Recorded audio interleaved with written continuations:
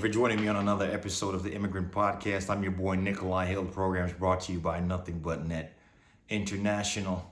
Of course, we're in the heart of election season. I think it's September 22nd as I record this here today. Of course, shout out to, the apparel that's going to be available later on this year. Immigrant apparel, we got it front to back, baby, front to back, all over. Of course, yes, like I said, so we're in the midst of election season.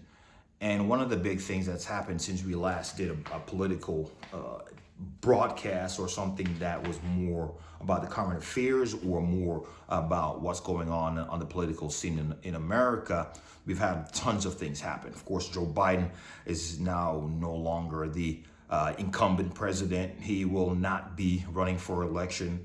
Of course, now that's going to be, Vice President Kamala Harris. And Donald Trump, he's gone through a lot of things since we've last given you some input here on the Immigrant Podcast. Not only been charged with 34 felonies, named guilty in 34 felonies, having to pay civil charges, civil payments to multiple people, specifically females, women that he's been inappropriate with and continue to be appropriate with even after his presidency. And we're talking mainly about his language and his rhetoric. It's been a tough year mainly for the people of America. While politicians argue about golf clubs and how they're distanced on their drives, Americans are facing high increases in gas prices. They're seeing it at the supermarkets. They're seeing it in little things like insurances and car payments, and everything is going up. Trust me, I can tell you, I've been on the front lines, being at someone who's done a little bit of relocating recently here in this country from one state to the next. It's just tough times out there. So we're looking for a leader. I'm not wearing red, first of all, by any preference here today. Just some immigrant apparel. Just some immigrant apparel. We're going to keep it 100 for the people. One of the things that, of course, motivated me to have this conversation about the candidates for president is that the country keeps talking about the better of two evils and the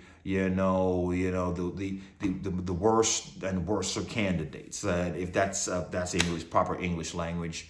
I know we did something about being bilingual on our last episode, but I can't see. I don't see two bad candidates.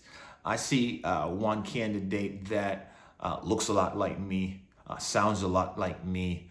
Her upbringing was a lot like me, and if you take me out of it, I will say her upbringing and her education and her hard work sounds a lot like my older sister, who's been a woman that's been committed to maybe not her personal kids but her family, because she's been consistent when it comes to her education, her career, and I just see a lot of similarities there. And personally, I think my sister could run this country, United States, way better than Donald Trump ever did. I tell you, for one thing, for sure, her rhetoric and her behavior would be a lot better. And even if she wasn't a Republican candidate, I guarantee you she'd be getting a lot more support.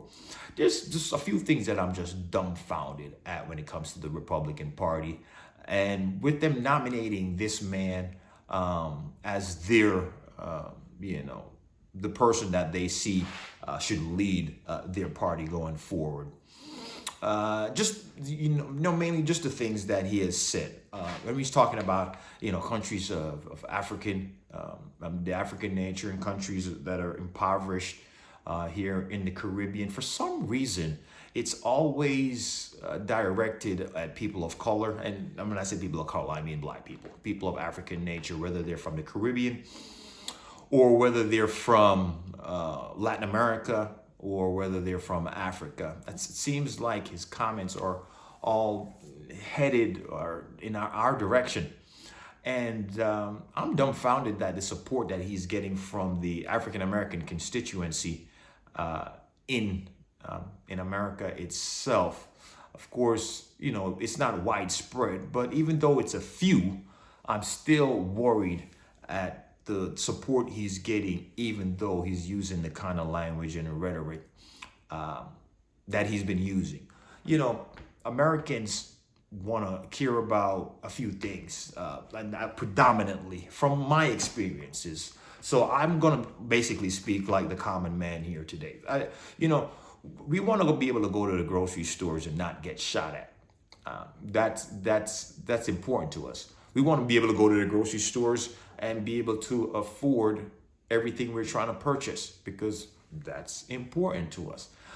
We want to be able to provide our kids with a proper education in a safe environment because that's important to us. A lot of people aren't going down the home ownership road these days, but if you were to venture in a home ownership, those are the things that we kind of care about, just paying our bills on a regular basis. And I think that's the candidate we're going to support. That's what we're hearing from Kamala Harris. That's what we're hearing from Joe Biden. That's what we've heard from Joe Biden. And even though I might disagree, and a lot of us might disagree with what the expenditure that's going outside of the country to support wars that we don't support here on the ground, in the long run or overall, for Americans, we see more. I see more, and the people who I speak to on a regular basis see more of an opportunity going forward for the middle class and lower with Kamala Harris. One of the biggest problems I've had with both parties is the homeless people, the homeless population here in America, especially specifically in bigger cities like Los Angeles, Nevada, and Chicago, where I've been.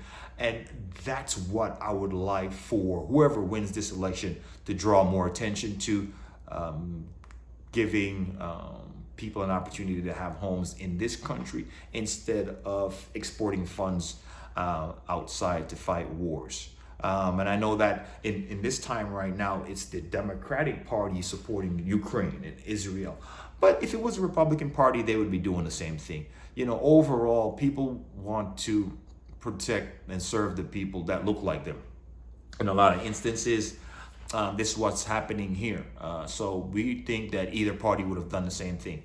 No party in this country has ever supported the African countries when they're at war like they're supporting European countries. And we know why that is. It's just because the benefit is not there. The care for human life is not as prevalent or is not as important in Africa as it is in Europe or Israel or whatever. And we know that. And African Americans have to know these things. We have to think about these things when we're voting. We have to think about these things when we're supporting candidates. And we have to think about these things going forward in the future. I'm hoping to do this, continue with this a little bit more. Hoping to join up with my boy Aaron Hill. I know we have the same last name, but we're only cohorts. In the future, he's got a lot of things to talk about when it comes to immigration, migration, as well when it comes to, of course, the immigrants that are playing a big role, of course, in making this country what it is right now from a workforce standpoint, and from what it's always been. I mean, this country is built on immigration and immigrants coming here to work to build this country up to what it is right now. Yes, no, it's not Irish immigrants or Italian immigrants.